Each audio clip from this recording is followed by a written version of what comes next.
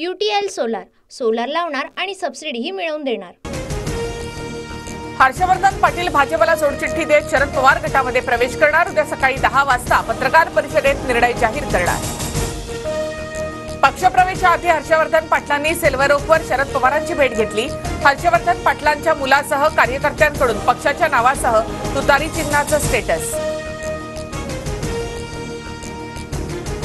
अरुण गवळीची मुलगी गीता गवळी ठाकरे गटाच्या संपर्कात भायखळा विधानसभेतून इच्छुक असल्याची माहिती।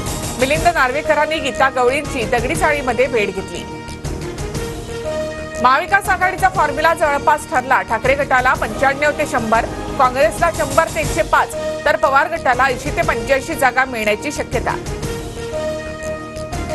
26 नोव्हेंबरपूर्वी नवी विधानसभा आणावीच लागेल। दसऱ्यापूर्वी जागा वाटपाचं चित्र स्पष्ट होईल, संजय राऊतांची माहिती।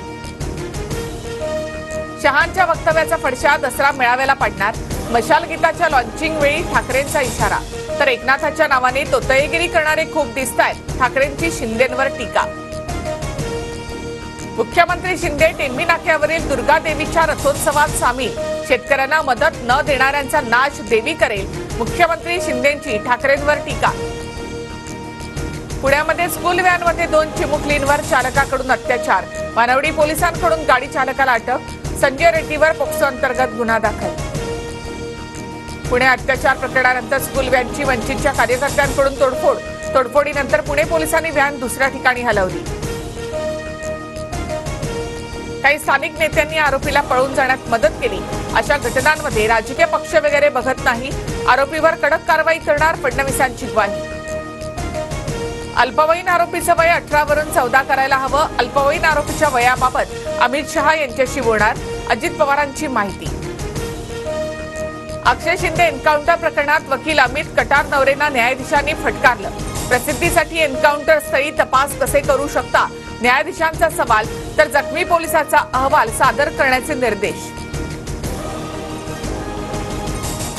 बदलापूर अत्याचार प्रकरणात उदय कोतवाल आणि तुषार आपटेला एका प्रकरणात जामीन, तर दुसऱ्या प्रकरणामध्ये दोन्ही आरोपींना अटक। आचारसंहिता लागण्याआधी मागण्या मान्य करा, अन्यथा फडणवीसांना खूप पश्चाताप होईल, मनोज जरांगे यांचा इशारा।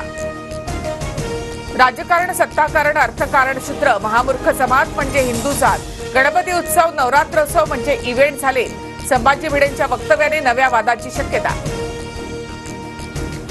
हिंदूंना शिव्या देणाऱ्या भिडेवर हिंदूंचे सरकार काय कारवाई करणार, संभाजी भिडेंच्या वक्तव्यानंतर नाना पटोलेंची टीका। विरोध केल्यास शिवसैनिक पूर्ण हिशोब घेतील। ज्या पद्धतीने भाजप कार्यकर्ते सिल्लोडमध्ये काम करतील त्याच पद्धतीने शिवसैनिक राज्यभरात काम करतील, अब्दुल सत्तार यांचा इशारा। आधी ताकद निर्माण करून आता भाजपकडून सत्तारांच्या विरोधात मोर्चे। भाजपची सहकारी पक्षांना संपवण्याची वृत्ती, भाजप गद्दारांना संपवणार, अंबादास दानवे यांची टीका। आचारसंहितेची घोषणा आणखी लांबणार। आचारसंहिता आणि निवडणुकीची घोषणा दसऱ्यानंतरच होणार, सूत्रांची माहिती। निवडणूकपूर्व योजनांमुळे मोठा आर्थिक बोजा। लाडकी बहीण योजनेमुळे वार्षिक 46,000 कोटींचा भार पडणार। वित्त विभागाकडून अनिश्चित आर्थिक स्थितीबद्दल चिंता व्यक्त।